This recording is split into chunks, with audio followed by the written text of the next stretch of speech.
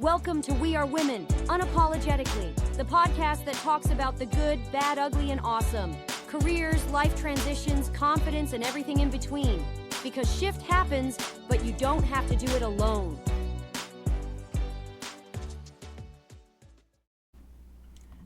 If you're a manager after a reorg, you're not just leading a team, you are leading yourself. You are trying to keep morale steady, drive deliverables, and keep people from spiraling.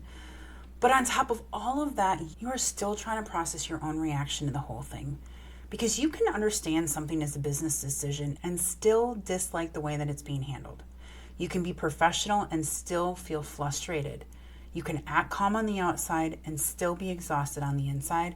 And you can keep showing up for your team and still think, this is not okay. That's what makes it worse, is that you're actually frustrated because you understand the consequences. You see the upstream and downstream impacts, the people it hits financially, the extra work created for those left behind, the years of tribal knowledge that just walked out the door. But the directive came down in the simplest language possible: reduce cost. No context, no acknowledgement of impact, no real conversation about the human consequences. And once the decision is made, the impact gets handed off. The people closest to the work are the ones who absorb it, and that is the manager aftershock. If you have been with me through this series, we have covered the whisper phase, announcement week, and the first 30 days.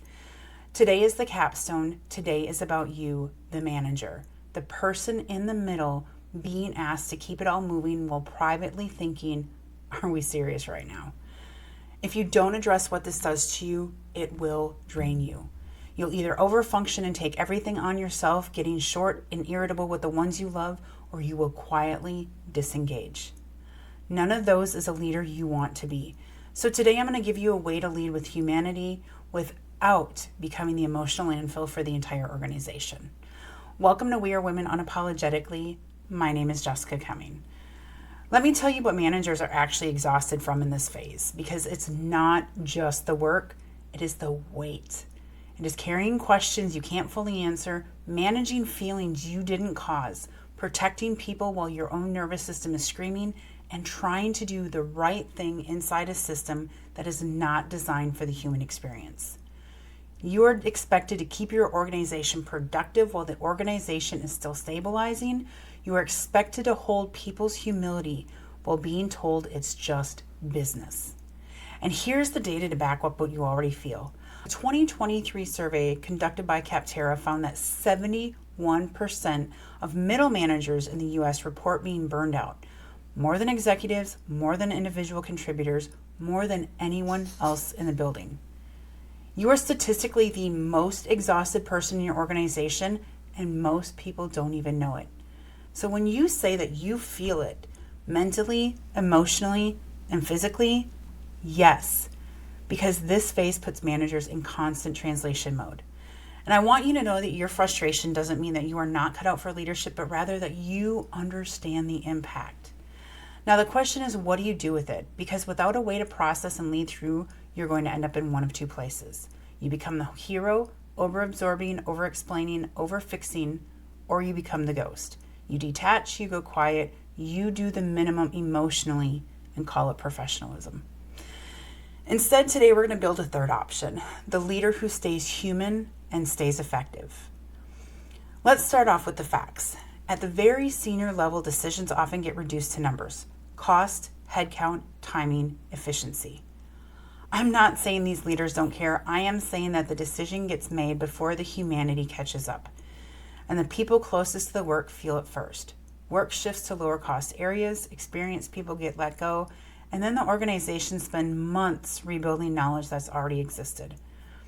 And that's what eats at a manager, because you are the one who has to look your team in the face while the system is treating people like a line item. And this is where managers think that they have to pretend that they're okay to be professional. No, professional doesn't mean emotionally dead. It means controlled. So here's what I'm going to help you do in part 4. Number 1, stop swallowing your frustration and turning it into silent overtime. Number 2, stop absorbing consequences as if they're your personal responsibility. Number 3, stop trying to make the decision feel acceptable when it wasn't handled well. Instead, you're going to do what leaders do: make reality visible, upward, downward, and inside your own mind, body, and soul. The first skill you need is how to show humanity without overexposing. Because showing humanity means acknowledging reality without creating instability, being honest without dumping. Your team doesn't need you to bleed on them, but they also don't need a robot. So here's the language pattern for that. 3 sentences and that's it. Sentence 1 is humanity, sentence 2 is clarity, and sentence 3 is containment. I know it's frustrating. Here's what we know right now and what we're focused on this week. Here's what we are not doing. We're not guessing. We're not taking on extra work quietly. That combination tells your team 3 things. It says, I see you, we have direction, and you're protected from chaos. Here's what that sounds like in a real life situation. When people are angry, you can say, I get it. It's frustrating. Here's what we can control this week, and here's what we're not going to absorb without clarity. When people are anxious, I understand why this feels unsettling. Here's what's true right now. If anything changes, you'll hear it from me with confirmed information. When someone is checked out, hey, I can tell your energy is low. It's understandable. I still need you engaged. Let's discuss what feels unclear and what you need to move forward. That right there is leadership with humanity. It's not a therapy session or a corporate script. It is a real human being leading a team through uncertainty. They need you to lead them. But again, they also don't need you to be a robot. Now, the second skill is what I call translation, because the manager is always the translator. And if you translate poorly, you either burn out or you lose trust. Let me share a real story with you from my time at Zell. I was doing a site transition from Edmonton, Canada to Ottawa, Canada. I flew up for a 3-day on-site assessment, met the leaders, understood the layout of the transition, flew back to Austin, prepped the curriculum, flew out a few weeks later, and I spent a month training up in Ottawa. But little did I know, as the trainer coming in, they were in the whisper phase. It didn't start until probably the 2nd or 3rd week, and then all of a sudden, the rumor mill started. The site was going to be shut down. And during all of this, I had a job to do. Get this new team that they just invested all this money in up and running. I was working with SMEs, building capability, conducting knowledge transfers, building morale, and it worked. I left after a month on site and the team was doing well.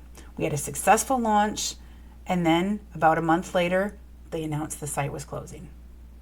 Now, I want you to sit with that for a second, because all of that time, resources, training, time away from family, and then the decision was made. A site closing isn't just a site closing, it triggers a chain reaction. Work has to move again, people have to be trained, and knowledge has to be transferred from someone that knows in a short time they will be without a job. In my case, it meant I flew to the Philippines to train an entirely new team in what I had just trained a few months prior. That is what managers mean when they say downstream impact. It's people's time, knowledge, workload, and customer quality.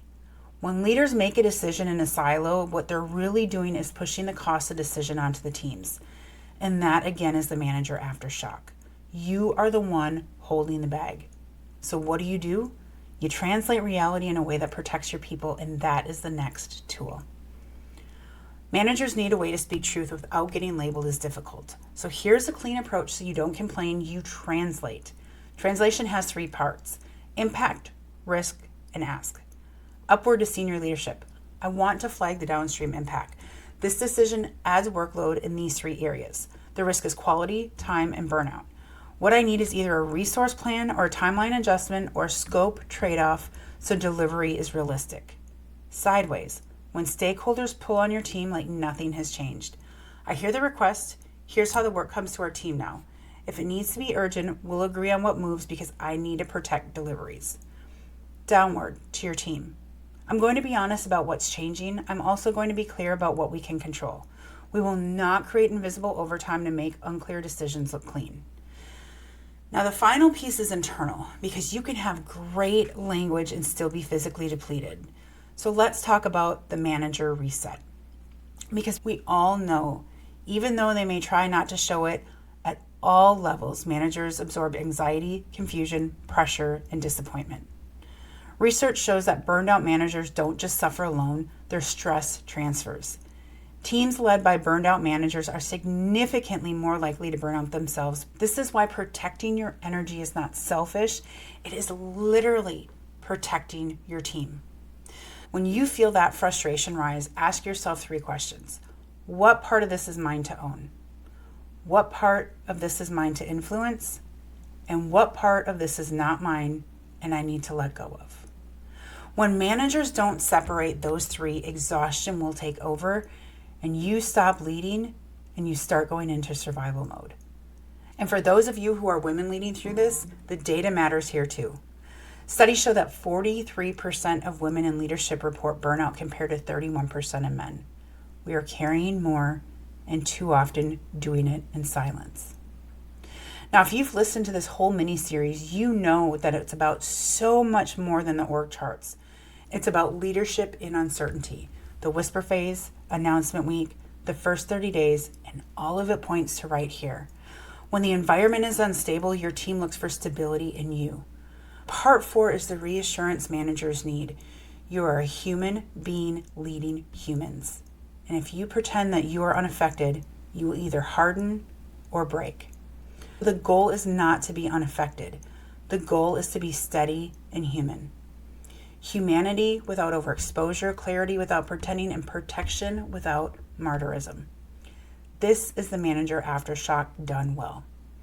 So here's what you can do in the next 72 hours. Pick one or both. 1, use the 3-sentence humanity pattern in your next team approach. I know this is frustrating. Here's what we're doing this week. Here's what we're not absorbing. 2, draw the line for yourself. What is yours to own? What is yours to influence? And what is yours to let go of? And if you want support tailored to your exact situation, book a call with me. We'll get clear on what you can control, what you need to communicate, and what you need to stop carrying. Start with a clarity intent if you want a quick reset first. And if this resonated with you, share it with a friend that needs to hear it, and subscribe so you never miss another episode. And until next time, stay fierce, stay bold, but most importantly, stay unapologetically you.